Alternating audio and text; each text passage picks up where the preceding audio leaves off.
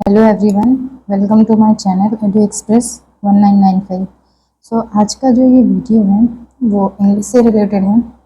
और ये वीडियो जो है बीपीएससी के टीआरई 4.1 और जो अभी बीएड का एग्ज़ाम होने वाला है और बीपीएससी एडीओ जो कि कैंसिल हो चुका है, वो जब भी होगा तो वो अपने पैटर्न में इंग्लिश को ज़रूर रखेगा, क्योंकि ये एक टीचिंग एग्ज़ाम है।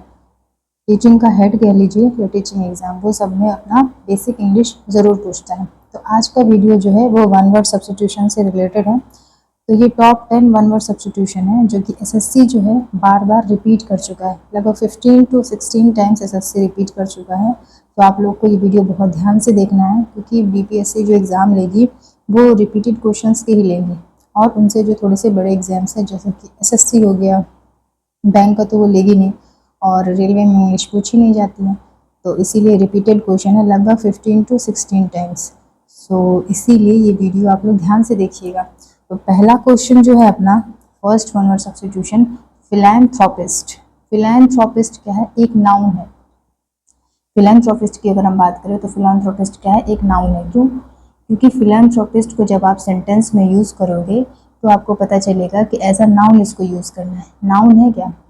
नाउन का मतलब है कि किसी भी पर्सन, प्लेस या थिंग के जैसे आप इसको यूज़ कर सकते हो। तो फिलैंथ्रोपिस्ट एक पर्सन है। क्यों? क्योंकि फिलैंथ्रोपिस्ट का मतलब होता है एक ऐसा पर्सन जो दूसरे पर्सन की, दूसरे लोगों की हेल्प करे। किससे? पैसे से, टाइम से, एजुकेशन से, फूड से, हॉस्पिटल से, मतलब जिस तरीके का भी उसको हेल्प करना है, पर वो हेल्प करे, सामने वाले का हेल्प करे। हिंदी में कहोगे आप इसको तो परोपकारी व्यक्ति, वो व्यक्ति जो दूसरे के ऊपर उपकार करता है, दूसरों की मदद करता है, दान देता है। ठीक है, तो फिलैंथ्रोपिस्ट का मतलब है परोपकारी व्यक्ति। अब इसको याद कैसे रखोगे? तो इसके लिए छोटा सा ट्रिक है। यहाँ पे एक रूट वर्ड यूज हुआ है, ठीक है, और रूट क्या है? फिलो। ठीक है, फिलो, फिलो मतलब ही होता है लव। फिलो मतलब होता है लव। अब फिलैंथ्रोपिस्ट, थ्रोपिस्ट, एंथ्रोपोलॉजी आप लोग पढ़े होंगे शायद, एंथ्रोपोलॉजी। एंथ्रोपोलॉजी का मतलब क्या होता है? एंथ्रोपोलॉजी का मतलब होता है ह्यूमन से रिलेटेड। ठीक है, एंथ्रोपोलॉजी का मतलब होता है ह्यूमन से रिलेटेड। तो यहाँ पे जब हम देखेंगे तो एंथ्रोप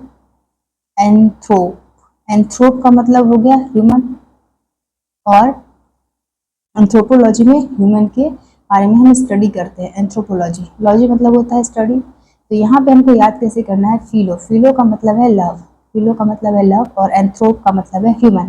तो एक ऐसा ह्यूमन, ठीक है ना, एक ऐसा ह्यूमन जिसके अंदर दूसरों के लिए लव हो। ठीक है, दूसरे ह्यूमन के लिए लव हो, यानी कि ह्यूमैनिटी हो जिसके अंदर, ठीक है, मानवता हो जिसके अंदर। तो फिलैंथ्रोपिस्ट उस पर्सन को कहेंगे जो दूसरों की हेल्प करना चाहता है। अब सेंटेंस में कैसे यूज करेंगे तो वो देख लीजिए। Bill Gates is known as great philanthropist because he denotes sorry because he donates billions for education and health। मतलब कि उन्होंने एजुकेशन में और हेल्थ में बहुत सारे पैसे इन्वेस्ट किए हैं, इसीलिए इनको क्या कहा जाता है? फिलैंथ्रोपिस्ट कहा जाता है। मदर टेरेसा को भी ट्रू फिलैंथ्रोपिस्ट कहा जाता है। इसमें अगर सेंटेंस में आप देखेंगे कैसे यूज हुआ है, तो Mother Teresa was a true philanthropist who dedicated her life to helping the poor. Mother Teresa के बारे में भी बहुत सारी ऐसी स्टोरीज है जिसमें उन्होंने पुअर लोगों के लिए बहुत ज़्यादा हेल्प की है। ठीक है, तो पहला वर्ड था फिलैंथ्रोपिस्ट। याद कैसे करना है? फिलो, फिलो यानी लव, एंथ्रोप यानी ह्यूमन। तो वो ह्यूमन जो दूसरे ह्यूमन से प्यार करता हो या दूसरे ह्यूमन की हेल्प करना चाहता हो। ठीक है, अगर इसका इमेज से अगर आप समझना चाहेंगे तो ये देख लीजिए, पहली इमेज है जिसमें कि ये पर्सन जो है दूसरे पर्सन को उठने में हेल्प कर रहा है, वो उठ नहीं पा रहा है, तो ये वाला पर्सन जो है इस पर्सन को हेल्प कर रहा है। यहाँ पे देखिए तो फूड जो है वो दिया जा रहा है, फूड दे करके गरीब लोगों को हेल्प किया जा रहा है। तो ये एक तरह से फिलैंथ्रोपिस्ट के दो इमेजेस है, उससे आप ज़्यादा अच्छे से समझ पाएंगे। नेक्स्ट वर्ड जो है वो है एपिटाफ। एपिटाफ का मतलब क्या होता है? एपिटाफ का मतलब होता है एक ऐसा सेंटेंस, छोटा सा सेंटेंस, यानी कि लॉन्ग सेंटेंस, छोटा सा सेंटेंस लिखा रहता है किसी की कब्र पे। ठीक है, कब्र या समाधि पे जो छोटा सा सेंटेंस लिखा जाता है, जैसे एक इमेज में देख लीजिए। ज़्यादातर ये किसमें? क्रिश्चियन लोगों में बने होते हैं। क्रिश्चियन लोग जा करके जब भी अपना याद आता है जिसकी डेथ हो गई है, तो वो लोग जा करके कब्र पे जाते हैं और वहाँ पर जा करके बैठते हैं। तो इस तरीके की कब्र रहती है और यहाँ पे कुछ लिखा रहता है, जैसे कि यहाँ पे लिखा हुआ है, ठीक है ना, बिलव्ड लाइफ। आप लोग को आई थिंक दिख नहीं रहा होगा, लेकिन ये लिखा हुआ है बिलव्ड लाइफ, ठीक है। तो इस तरीके से कब्र के ऊपर जो भी चीजें लिखी रहती है उसे हम कहते हैं epitaph. And epitaph is a short sentence. Epitaph क्या है? एक शॉर्ट सेंटेंस है या फिर शॉर्ट मैसेज भी कह सकते हैं। वो किस पे लिखा रहता है? Tomb stone. टॉम्ब स्टोन का मतलब है कब्र या समाधि, ठीक है। और क्यों लिखा रहता है? क्योंकि कोई पर्सन की डेथ हो गई है और उसकी याद में लिखा रहता है एपिटाफ। याद कैसे रखोगे आप? याद ऐसे रखना है कि एपी, एपी का मतलब होता है अपॉन। एपी मतलब होता है अपॉन। जहां भी आपको एपी से शुरू होता हुआ वर्ड दिख जाए या एपी वर्ड लगा हुआ किसी में दिख जाए तो समझ जाइएगा कि उसके अंदर अपॉन का मीनिंग जरूर यूज हुआ होगा। टाफ, टाफ का मतलब होता है टॉम, टॉम या ग्रेव, ठीक है। तो एपिटाफ, एपिटाफ मतलब कि ग्रेव पे या टॉम पे जो कुछ वर्ड लिखा हुआ हो, upon a grave, words written upon a grave, ठीक है। एग्जाम्पल से देखोगे तो rest in peace, rest in peace ज्यादातर आपके कब्र में आपको देखने को मिलेगा कि रेस्ट इन पीस लिखा रहता है। मोस्ट कॉमन एपिटाफ है जो कि ग्रेव्स पे लिखा रहता है। अब इसका एग्जाम्पल सेंटेंस के फॉर्म में कैसे देखोगे? The poet wrote a beautiful epitaph for his friend. Poet ने यानी कि कवि ने क्या किया? एक सुंदर सा एपिटाफ लिखा अपने फ्रेंड के लिए, ठीक है, उसकी कब्र पे। एपिटाफ जो होता है, दूसरा सेंटेंस देख लीजिए, epitaph on the tomb stone expressed love and respect. Tomb stone पे जो एपिटाफ लिखा रहता है वो क्या एक्सप्रेस करता है? वो एक्सप्रेस करता है उसके लिए लव और उसके लिए रिस्पेक्ट, ठीक है। तो ये हो गया एपिटाफ। नेक्स्ट वर्ड है अपना ऑब्सोलीट। ऑब्सोलीट का मतलब क्या है? ऑब्सोलीट, ऑब्सोलीट एक एडजेक्टिव है और एडजेक्टिव जो है वो नाउन को क्वालिफाई करता है, मतलब कि नाउन के बाद यूज होगा, ठीक है। जैसे कि यहाँ पे देख लीजिए आप इंग्लिश मीनिंग ऑब्सोलीट का क्या होता है? ऑब्सोलीट का मतलब होता है ऐसी कोई चीज जो कि ओल्ड फैशन हो चुकी है, आउटडेटेड हो चुकी है, जो कि अब यूज नहीं हो रही है, अप्रचलित। आप हिंदी में कहोगे अप्रचलित, पुराना हो गया, अब प्रचलन में नहीं है, ठीक है। यहाँ पे अगर आप इमेज देखोगे तो ये देख लीजिए पहले वाला टेलीफोन है, ठीक है, एंड ये पहले वाला टाइपराइटर है जो कि अब यूज नहीं होता, अब इसकी जगह पे कंप्यूटर आ चुके हैं, ठीक है। और इस टेलीफोन की जगह पे अब डायरेक्टली हम लोग मोबाइल यूज करते हैं, ठीक है, टैबलेट्स यूज करते हैं, ठीक है। तो ओल्ड थिंग, ठीक है, ओल्ड थिंग्स जो होती है उसे हम क्या कहते हैं? ऑब्सोलीट कहते हैं। ऑब्सोलीट का मतलब है आउटडेटेड। ऑब्सोलीट मतलब आउटडेटेड, ऐसी चीजें जो कि आउटडेटेड हो चुकी है, उसका मतलब है ऑब्सोलीट। एग्जाम्पल्स में कैसे यूज करोगे? जो टाइपराइटर्स है, ठीक है, वो अब ऑब्सोलीट हो चुका है, मतलब आउटडेटेड हो चुका है। Typewriters have become obsolete after computers arrived. Computer के आने के बाद जो टाइपराइटर्स है वो ऑब्सोलीट हो चुका है। ओल्ड कैसेट्स प्लेयर, जो कैसेट प्लेयर होते हैं पुराने, वो अब क्या हो चुके हैं? ऑब्सोलीट टेक्नोलॉजी हो चुके हैं। पहले कैसेट्स यूज किए जाते थे, अब कैसेट्स यूज नहीं किए जाते, ठीक है।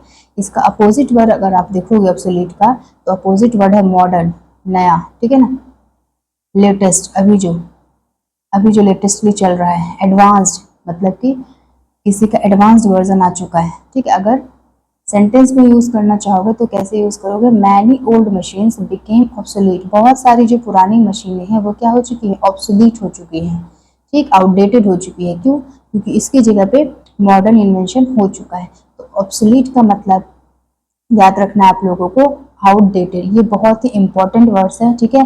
15 to 16 टाइम्स पूछा जा चुका है, इसीलिए आप लोग ध्यान से इसको देख लीजिए, ठीक है, बहुत इंपॉर्टेंट है आप लोग के लिए, ठीक है। इनलेजिबल, नेक्स्ट वर्ड है आपका इनलेजिबल। इनलेजिबल क्या है? ये भी एक एडजेक्टिव है, मतलब नाउन के साथ यूज होगा। इनलेजिबल का मतलब क्या है? समथिंग रिटन और प्रिंटेड दैट इज इम्पॉसिबल, ठीक है ना। कोई ऐसी चीज जिसे पढ़ना बहुत मुश्किल हो, जैसे कि डॉक्टर्स जो लिखते हैं, मेडिसिन जो लिखते हैं, वो हम लोग पढ़ नहीं पाते हैं, हमारे बस की बात नहीं होती उसको पढ़ना, तो वो क्या है? वो है इलेजिबल, मतलब कि हम उसे पढ़ नहीं सकते। यहाँ पे अगर आप देखेंगे लेजिबल, लेजिबल का मतलब होता है ऐसी चीज जिसे पढ़ा जा सकता है, और इनलेजिबल मतलब जिसे हम पढ़ नहीं सकते, ठीक है। यहाँ पे अगर ट्रिक देखेंगे याद करने का तो यही है, इलीगल और लेजिबल, मतलब कि इलीगल से आप याद रख सकते हैं, इलीगल चीजें जो होती हैं वो सही नहीं होती हैं, ठीक है ना, इलीगल होती है, कानूनी तौर पे सही नहीं होती हैं, उसी से आपको याद रखना है। लेजिबल जो चीजें सही हो, जिसे पढ़ना आसान हो, ठीक है, लेजिबल मतलब जिसे पढ़ना आसान हो, लीगल मतलब कि जो चीजें सही हो, कानूनी तौर पे सही हो, इनलीगल मतलब जो कानूनी तौर पे सही नहीं है, और इनएलिजिबल मतलब जिसे पढ़ा नहीं जा सकता, not readable, not easy to read, ठीक है। अस्पष्ट, पढ़ने योग्य नहीं है, ऐसा लेखन जिसे साफ साफ पढ़ा ना जा सके, ठीक है। एग्जाम्पल्स देख लीजिए, doctors hand writing was completely illegible, doctor की जो हैंड राइटिंग है वो कैसी है, इलेजिबल है। Rain made the ink illegible on the paper, बारिश ने इंक को क्या कर दिया, इंक को फैला दिया, और जिससे कि लेटर्स जो है, वर्ड्स जो है वो पढ़ा नहीं जा सकता, पेपर पे जो लेटर लिखा है या वर्ड्स लिखा है उसे पढ़ा नहीं जा सकता।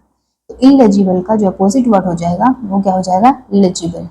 लेजिबल मतलब साफ है और पढ़ने योग्य है। प्लीज राइट, सेंटेंस, सेंटेंस में आप यूज देख लीजिए, please right neatly, please right neatly, साफ तरीके से लिखिए, because your last answer sheet was eligible, क्योंकि आपका जो लास्ट आंसर शीट था, जो इससे पहले पिछले वाला आंसर शीट था, वो क्या था, इलिजिबल था, पढ़ने योग्य था ही नहीं, मैं उसे पढ़ ही नहीं पाया, इसलिए इस टाइम पे आप नीटली लिखिए, ठीक है, साफ सुथरे से लिखिए।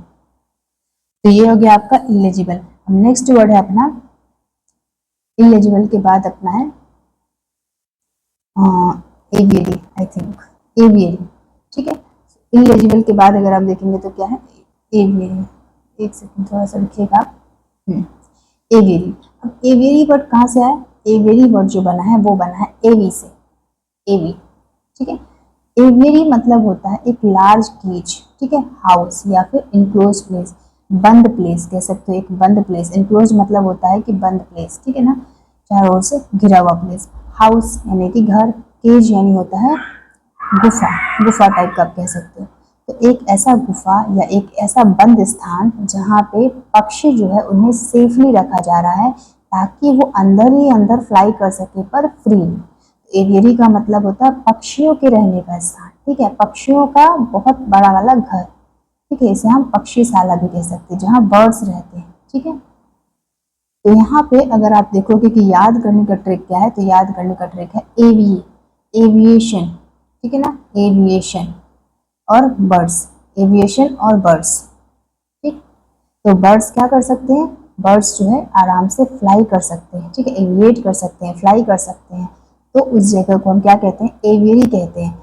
तो एक ऐसा प्लेस के बारे में आप सोच सकते हो जहाँ बर्ड क्या कर रहे हो, एविएशन कर रहे हो, यानी कि फ्लाई कर रहे हो फ्रीली, जैसे कि तोते उड़ रहे हो या फिर मोर, ऐसा आप इमेजिन कर सकते हो। जैसे कि इमेज भी यहाँ पे दी हुई है, मैंने लगाई हुई है, ये देख लीजिए, यहाँ पे ये इमेजेस है, ठीक है, इसके अंदर ये जो है पक्षी जो है आराम से बैठे हुए हैं फ्रीली, ठीक है। ये देखिए ये बहुत बड़ा सा स्पेस है, घर टाइप का है, इसके अंदर आराम से पक्षी जो है वो रहते हैं। तो एवियरी का मतलब क्या है, एवियरी का मतलब होता है कि एक ऐसा बड़ा सा यानी कि लार्ज होम कह सकते हो, केज कह सकते हो, ठीक है ना, केज कह सकते हो, जिसके अंदर बर्ड्स जो है वो फ्रीली फ्लाई करते हैं, फ्रीली एविएशन करते हैं, फाइन, फ्रीली एविएशन करते हैं। सो नेक्स्ट है आपका, ये वाला हो गया। Next stoic. स्टोइक मतलब क्या होता है, स्टोइक मतलब होता है ऐसा पर्सन, ठीक है, जिसको तुम कुछ भी कह दो, ठीक है, गाली दे दो, ठीक है, डांट दो, ठीक है, डपट दो, कुछ भी कर दो, लेकिन उसके अंदर सहने की क्षमता होती है बहुत अच्छी, स्टोइक पर्सन, सहनशील पर्सन, ठीक है, जो कि पेन के टाइम पे दर्द उसे दिया हो या फिर दुख हो, किसी चीज़ का गम हो, तो वो उसे सहना जानता हो। स्टोइक पर्सन क्या है, एक स्टोइक पर्सन एक ऐसा पर्सन होता है जो कि काम रहता है और स्ट्रांग रहता है, कब, इवन ड्यूरिंग पेन, पेन के टाइम पे, सैडनेस, उदास हो उस टाइम पे, डिफिकल्ट सिचुएशन जब उसके लाइफ में आ जाए तो भी, without showing too much emotions, मतलब कि वो अपने इमोशंस को शो नहीं करता, वो अपने इमोशंस को दबाना जानता है। तो ऐसे पर्सन को हम क्या कहते हैं, स्टोइक पर्सन कहते हैं।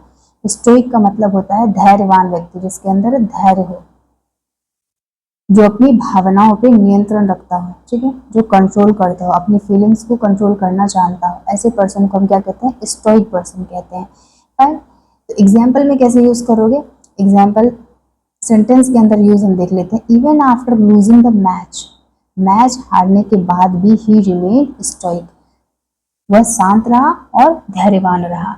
Even after losing the match, match हारने के बाद भी वो कैसा रहा, शांत और धैर्यवान रहा। नेक्स्ट है द सोल्जर्स स्टेड स्टोइक, जो सैनिक थे वो क्या थे, धैर्यपूर्वक शांत रहते थे, कब, जब उनके पास डिफिकल्ट टाइम आता था, ठीक। तो कठिन समय में भी सैनिक जो होते हैं कैसे रहते हैं, धैर्य पूर्वक शांत रहते हैं। अब इसे याद कैसे करेंगे, तो याद करने की ट्रिक ये है कि स्टोइक से आप लोग ये निकाल सकते हैं स्टो, और स्टो से क्या होता है, स्ट्रॉन्ग।